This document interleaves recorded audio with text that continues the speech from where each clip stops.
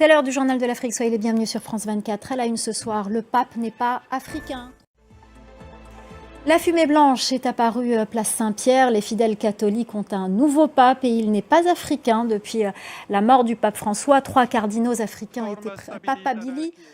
Des déceptions alors que certains espéraient un premier pape africain. Bonsoir Myriam. Alors déception, c'est peut-être trop dire. Merci beaucoup Sarah Sako, notre correspondante à Dakar. Merci pour toutes ces informations. L'autre actualité de ce jeudi, c'est la France qui commémore le 80e anniversaire de la fin de la Seconde Guerre mondiale en Europe. Ce jour-là, le 8 mai 1945, l'Allemagne nazie capitule devant les Alliés. Cette capitulation n'aurait pas pu avoir lieu sans les fameux tirailleurs d'Afrique du Nord et d'Afrique de l'Ouest. Laurent Berstécher revient pour nous sur ceux qu'on appelle encore les tirailleurs sénégalais.